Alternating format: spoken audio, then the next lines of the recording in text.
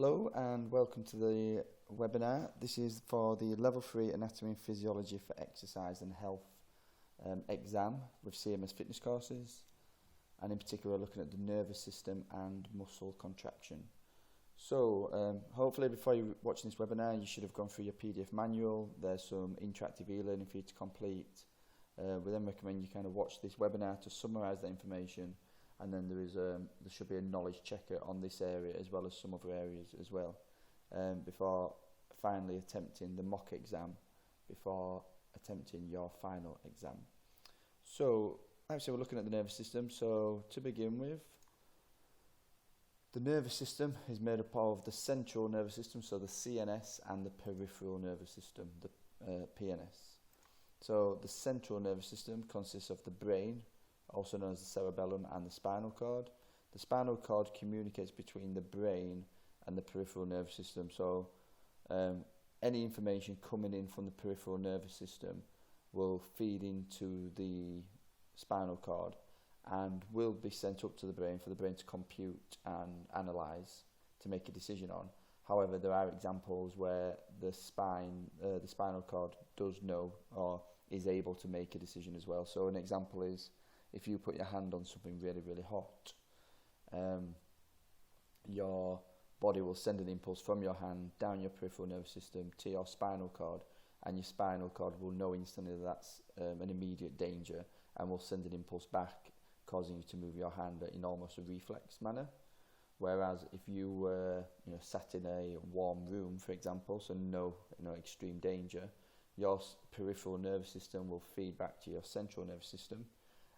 That message will go from your spinal cord up to your brain, and your brain might then make you change behaviours. So it might make you take a jumper off to cool you down, or you might vasodilate to your skin to help you radiate heat away from your body. So there's kind of more quick, immediate responses, but more behavioural responses as well. And the peripheral nervous system, which is the kind of feeding into this, is anything outside of your brain and spinal cord really. So it could be your digestive system, it could be your respiratory system, it could be the release of any hormones, your blood pressure, anything within movement wise, so like your proprioceptors within your ankles, your knees, your muscles. All of that will feed back into your body in terms of how you're positioned and how well you perform in a movement. But also things like touch, so your skin in terms of touch, so pressure, temperature, pain, anything like that. Your peripheral nervous system will feed into your central nervous system. So quite a lot of stimulus, if you can imagine all the different inputs. Your peripheral nervous system can be broken down into 4 other sections. So the first one is autonomic. You can then have somatic, sympathetic, and parasympathetic. So your autonomic system, think of it as automatic. That's something that you don't necessarily control. Think of your somatic first. So somatic is something that you do control. So somatic is any voluntary function. So if you're walking, moving, running, lifting a weight, you don't need to do that to survive. You're choosing to stand up, you're choosing to do a deadlift and things like that. However, if you do something somatically, your autonomic system will follow almost immediately. So it'll automatically, so if you start doing a deadlift, your heart rate will increase, your breathing will increase, your blood pressure will increase, and things like that. So autonomic is anything that really your body does to survive on a day-to-day basis. So it could be breathing, heart rate, release of enzymes, hormones, anything like that internally that you don't actually tell yourself to do. Whereas if you go to pick a drink up or a cup of coffee, then you're somatically, you're telling yourself what to do there. And then depending on what you're doing, you'll either promote or activate the sympathetic or the parasympathetic nervous system. So your sympathetic nervous system is what speeds you up. So during exercise, when you start to deadlift or you start to warm up or anything like that, you will increase your heart rate, you'll increase your blood pressure, and that's essentially your fight or flight response. You're either there to it's going to ramp you up to fight somebody or to run away from that situation, is in terms of like a primal response. And then the opposite to sympathetic is parasympathetic. So you're parasympathetic, so think parachute. your parasympathetic nervous system will bring you down. It will slow your heart rate down. It will bring your blood pressure down, and that's often then described as your peace. So you've got war and peace, something that's going to ramp you up and get ready for something, or peace that's going to help you slow down. So if you think of that in terms of when you're warming up and preparing for exercise, your heart rate will start to increase, your blood pressure will start to increase, blood flow, you'll start to sweat. But then towards the end of the session, while you might be cooling down and stretching and relaxing, you'll start to promote your parasympathetic. And there's just sort of a little diagram to show you. So your central nervous system, your peripheral nervous system, you then have your somatic or your autonomic, and your autonomic can then be split into either the sympathetic and the parasympathetic. So while we're using this system, we are sending nervous impulses around our body. So we need to understand the structure and the function of a cell. So this in particular is a motor neuron or a motor nerve. So motor neuron means it's kind of connecting to a muscle rather than like a brain nerve or something like that. But imagine this almost as an electrical cable. So the dangly dendrites, think of those dendrites as a plug. They're plugging into your brain, and your brain will send an impulse down this nerve. The cell body, which has a nucleus in it, and some what you call some cytoplasm, which is like a plasma in the cell. That the main purpose of that is just so it tells this cell body what its function is, so it knows what it is and what its job is. But the electrical impulse will travel down the wire, which is what you call the axon, but that axon is covered in a myelin sheath. So imagine when you're sending an electrical impulse down a wire in a plug, those wires are covered in little plastic outer coatings to protect the electrical impulse. That's what your myelin sheath does. But interestingly, the more myelin sheath you have, the faster the impulse, the faster the contraction. So if we're trying to do something quite fast and explosive, we will generally be using nerves that have more myelin sheath around it, whereas if we are doing something quite slow and quite pedestrian-like, then we'll probably using nerves with less myelin sheath because we don't need to send an impulse as fast. So you can have different types of motor nerves for different functions. And then when it reaches the end of this nerve, think of it now plugging into the muscle, that's what you call your synapse or your synaptic junction. And that's kind of like a zoomed in view of it. So where the nerve plugs into the muscle, when it does do that, it releases a chemical called acetylcholine. And acetylcholine is a neurotransmitter. It's kind of like a precursor. It lets your body know that something's about to happen. And when that acetylcholine is released, it causes a bit of a chemical reaction. So acetylcholine causes calcium to be released from the sarcoplasmic reticulum. So the sarcoplasmic reticulum is what they call an organelle in your muscle. It's like a reservoir of calcium. People often associate calcium with bones, which is correct. You need calcium for your strong bones, but every single muscular contraction in your body requires calcium as well. What calcium does is it inhibits two enzymes. You've got an enzyme, one's called troponin and one's called tropomyosin. And these enzymes are like chemical force fields. They will cover the myosin and actin binding sites. So the myosin and the actin can't constantly contract. And we're going to talk about these myosin and actin fibers in a second. But the job of troponin and tropomyosin is to cover these sites, this myosin and this actin, so they can't touch each other, so they can't contract. But when you release calcium, it gets rid of these enzymes, it gets rid of troponin and tropomyosin, and it allows your myosin and your actin to bind together. When they do bind together, they will contract and your muscle will shorten, which is what you call the sliding filament theory. And all of that will happen at 320 miles an hour. So from the point, imagine when you're clicking your fingers, you send an impulse down your brain, down the nerve to those muscles, and you can click your fingers really, really quickly, and you can unclick them and then click them again almost immediately. So it's a really, really, fast, impressive reaction of events, especially if you then think of that the next time if you're squatting or lunging, how many electrical impulses you will be sending out simultaneously to lots of different muscles, tendons, all the different feedback that's coming in from your peripheral nervous system, all the other things that are happening in terms of increasing heart rate, increasing blood pressure, increasing breathing, and while your mind's probably thinking about what you're going to be having for tea as well, there's just a lot of information going on, and we do it all, pretty much faultlessly.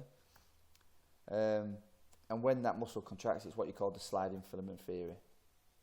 So a way to remember this for me would be, first of all, you send an impulse. You send an impulse down an axon that's covered in a myelin sheath. When it gets to the end of that nerve, it's called the synapse. At the synapse, we release acetylcholine. Acetylcholine then causes the release of calcium. Calcium will then inhibit two enzymes. One's called troponin and one's called tropomyosin. They will then allow the myosin and the actin binding sites to bind to each other. That then allows your muscle to contract and shorten. And when that happens, it's called the sliding filament theory.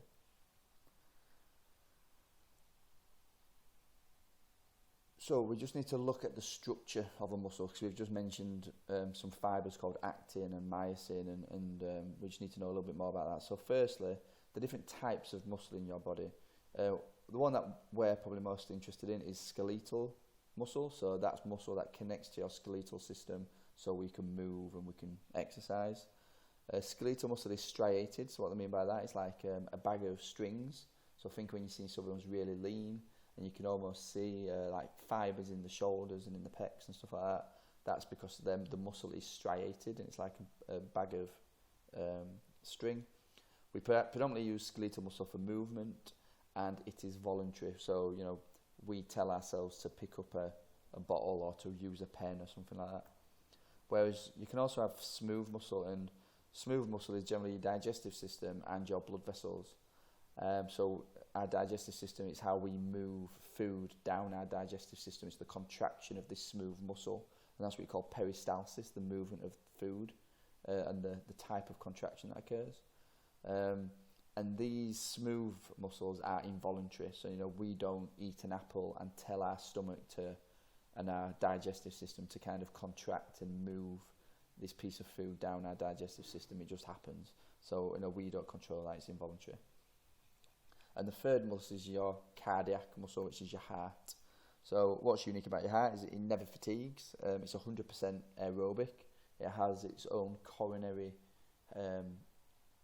artery blood supply, and it will never fatigue. And obviously when it does, it's kind of game over. And that again is involuntary. So you don't tell your heart rate to speed up, decrease, or anything like that. It just happens without you knowing. So in terms of skeletal muscle, we're just going to look at the structure. So here you can see some of the key words coming down. So a tendon will join a muscle to a bone, and you'll then have what you call the outer fascia of the muscle. So think of a muscle as an electrical cable. If you can look at an electrical cable now, you've got a thick outer part of the cable. That's what your epimysium is. And then in that cable, you've then got 3 smaller cables. But each cable has then got a cover of its own protective fascia, again, so like your green, blue and brown wires, for example. But then in there, you've then got a wire that is then made up of even smaller fibres. So, not dissimilar, your muscles kind of got an outer fascia called your epimysium. In there, you've got bundles of fibres called a fascicle or a fasciculi, and they will then have a fascia called a perimysium, and then in there you have another smaller bundle called a muscle fibre. That muscle fibre will have a fascia called an endomysium around it, and then in there you've got like the smallest fibre, so to speak, which is your myofibril, but that myofibril is then made up of the smallest myofilaments called your actin and your myosin. So for me, if you can remember almost the flow of these words, so epimysium, epi in the human body means high or above. So in this case, it's the highest fascia, it's the one on the outside. If you then look at the last fascia, the endomysium, that's the one at the end, and then you've got a perimysium in the middle. So if you can remember the flow of epi, peri, endo, and then you've got fascicle, muscle fibre, myofibril, and then that myofibril is then broken into actin and myosin. So hopefully just some keywords in a bit of a flow to help you try and remember the structure of this skeletal muscle. And the muscle itself and these actin and myosins are then separated along the muscle by what you call a sarcomere. So you can see in the image where you've kind of got red sections split up with these little blue lines, so that you've got 1, 2, 3, 4, 5 sections in there. Where those blue zagged lines are, that's the sarcomere. So that sarcomere kind of divides your actin and myosin into blocks or units down your muscle length. And it's these actin and myosin that will then contract and cause the muscle to shorten. And that shortening is what you call the sliding filament theory. So here you can see a zoom in where your myosin, which is your big fibre, what you call your mighty myosin, these myosin heads, which you can see there like clubs, want to bind on to the actin myosin binding sites. So you've got myosin, which has myosin binding heads, and you've got actin, which has myosin binding sites. Covering those is tropomyosin and troponin, so they want to connect and they want to contract. So we need a chemical force field to stop that. So we produce these enzymes called tropomyosin and troponin. But when we do want to contract, we send that impulse, which we've just covered. That causes acetylcholine to be released. That causes calcium to be released. We then inhibit those enzymes, and it allows the myosin heads to bind onto the actin sites, which then allows the muscle to contract and shorten. Sorry, a bit of a spelling mistake there. It should be actin, not action. Okay, so hopefully that's the contraction, that's the electrical impulse of our nervous system. That's how we send an impulse from our brain to our muscle, and it's then the structure of the muscle and how the muscle contracts. But with that, we also need to be aware of something called a motor unit. So a motor unit is the nerve, so the motor neuron that we've just explained, and all the muscle fibres that nerve can innervate or stimulate. So we send an electrical impulse down our arm, for example. We're trying to do a bicep curl. We send an impulse down our nerve. If that nerve connects or stimulates 5 muscle fibres, for example, it will either activate all of those 5 muscle fibres, or it will activate none. We can't say activate 2.5 fibres, please. It's like a light switch. It's either on or off. So that's important for us to send a strong enough impulse to make sure that we can activate this motor unit and all the fibres it connects to. And we can have, and that's where whether we need slow or fast motor units. So we said earlier that we can have different myelin sheaths. So the more fat that is surrounding a nerve, the faster the impulse. So if we're trying to do something quite fast and explosive, we will send a fast impulse. We'll send a lot of conviction, a lot of effort down certain nerves that can then transfer and send that impulse fast and quickly, and therefore those nerves will connect to a bigger motor unit, and that bigger motor unit will then connect to bigger muscle fibres and more muscle fibres, so it allows us to produce a bigger force.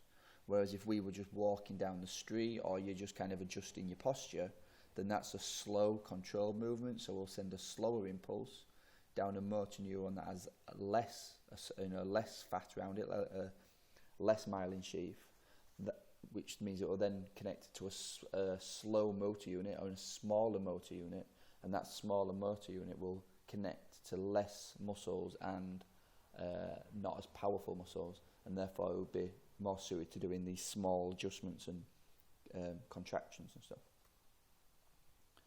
And this is where we can then link in our types of muscle fibres. So our type 1, which would be classed as slow twitch and very aerobic, would require less stimulus to activate, but the benefit of that is they can last a long time. Our type 2A, which is like your lactic acid system, you require more stimulus to get them because we need higher forces, but a downside is they might not last as long. And then the final one is your type 2B. So these are classed as fast twitch as well. They take a lot of stimulus to recruit, so you've really got to be focused and ramping up and really trying to put a lot of effort in. They last for a very low duration, but they will produce a very high force production. So depending on what we're doing, we will dictate how much stimulus we send down our nerves. That will dictate which nerve we use and how much myelin sheath is around that nerve. That will dictate which motor units we're activating and innervating. That will then dictate how many fibres and what type of fibres we activate, which is then going to impact on how we perform the movement or the exercise. And all of that is called the all or none. So a motor unit is made up of the nerve and all of the muscle fibres that it connects to or stimulates. If the stimulus is strong enough to trigger an action, then it will spread through the whole length of the muscle fibre and activate every muscle fibre. Conversely, if the stimulus is not strong enough, then there will be no action potential and no muscle contraction will occur. Motor units cannot vary the amount of force they generate. They either contract maximally or not at all, and that's what we call the all or none law. So just briefly to summarise there, we've spoke about the central nervous system and the peripheral nervous system and just the structure of that. We then spoke about how we send an electrical impulse down that nerve. We've then spoke about the structure of a muscle and then how that muscle contracts through the different mechanisms. The last bit is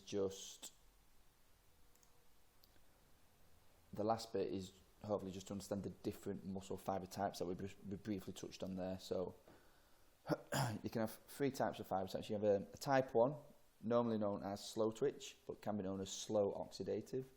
Type 2A, which are known as fast twitch, but can be known as oxidative glycolytic. And then type 2B, which are also known as fast twitch, but the difference there is the duration and the amount of force between type 2A and type 2B. So classically, your slow twitch, your type 1 fibres will be aerobic. Your type 2A would be anaerobic, but normally kind of feeding into your lactic acid system because we might be doing exercise for maybe 20, 30, 40, 50 seconds. And your fast type 2B would be anaerobic, but classically would be using the creatine phosphate because the creatine phosphate system, because it'll be really short, sharp, fast and explosive and less than 10 seconds. So this is just a table to hopefully illustrate that. So in the first column where you've got aerobic, your aerobic system, so your aerobic energy system, is mostly associated with your type 1 muscle fibres, with your slow oxidative muscle fibres. So this is the system and the muscle fibre you're going to use when you're walking or you're doing a slow, steady jog, some sort of continuous exercise for a long duration. The benefit of this type of muscle fibre is it does produce a low amount of force in relation to what you could produce, and it does produce the force slowly, but it's got a very high tolerance to fatigue, so it takes a long time for these muscle fibres to fatigue. So these are the fibres you use when you're running 5Ks, 10Ks, half a marathon and stuff like that. They will, even though they're quite low force production and they produce that energy quite slowly, you can do that for a very, very long time. So they've got a high tolerance to fatigue. Generally then, we're going to be using these fibres and your aerobic energy system in any exercise that is over 2 minutes in general. Because we're working for such a long period of time and we're using our aerobic system, we need a good supply of oxygen, we need a good supply of carbohydrates, we need a good supply of fats. So these muscles will have a good blood supply, and therefore if you were to look at them under a microscope, they will be red in colour. If you just then look at the opposite side of the table, so we're looking at the ATP-CP system, so your adenosine triphosphate creatine phosphate system. This energy system is associated with fast explosive movements, and therefore we're going to use our type 2B fibres, our fast twitch fibres. The benefit of these fibres in that system is you're going to get very high force production. The force production that you do will be very, very fast and explosive. but a downside is they have a very low tolerance to fatigue, so they will only last up to 10 seconds, and even that's a bit of an exaggeration really. It's, your ATP will last for about 5 seconds, and then your creatine phosphate will start to replenish that system for another 5 seconds, and then you've used it completely. The ATP CP system is almost like a chemical that your body will have in your muscles as a bit of a safety pack. So it gives you an instant burst of energy if you need to get away from danger. So these types of muscle fibers don't have a very good blood supply because they don't need as much oxygen, they don't need as much carbs or fats. They will have a blood supply because they're still living tissue, but if you were to look at them under a microscope, they would look more white in colour. Just while we're on there, people often ask the question, can your fibres be red, can they be white? And they can, but in humans they are normally, you get a combination of all of them because we're middle of the road, we don't live extreme lifestyles like an animal does. But to give you an example, if you're familiar with like a homing pigeon can fly hundreds of miles in one go. So to do that, it needs to flap its wings continuously for hours and hours. So it will need a very good type 1 and a type 1 muscle fibre and a very good aerobic system. So when it's flying the hundreds of miles, if you were to look at a pigeon's breast, it would be red in colour because it has that good blood supply and it's using its type 1 fibres. Whereas if you look at a chicken doesn't fly, or very rarely flies. It only flies if it's in danger and it needs to get out of, get away from the fox, something like that. So a chicken's breast just needs to be fast and explosive, so it will use the creatine phosphate system and it will have type 2B muscle fibres. So when it sees the fox, it needs to get out of danger, it can flap its wings, be very fast but very explosive, and that's it, and that's why chicken breast is white in colour. But then if you kind of put them together, so you're not working for 10 seconds, but you're working for less than 2 minutes, your muscle fibres are generally pink in colour. So again, if you think of a chicken's legs that it walks around on, it does walk on them, but it doesn't walk miles and miles, so they're pink in colour. And that's the middle, essentially. That's your lactic acid system, or it's your type 2A muscle fibres, which are like fast twitch. And these fibres will produce a medium amount of force in a medium amount of speed for a medium amount of time. Roughly, you're looking for like between 10 seconds and 2 minutes, so they're bang in the middle. And their blood supply will depend. If you train aerobically, then these fibres will start to look and adapt to be more aerobic. They will start to get better blood supplies. They'll start to adapt to become better at aerobic exercise.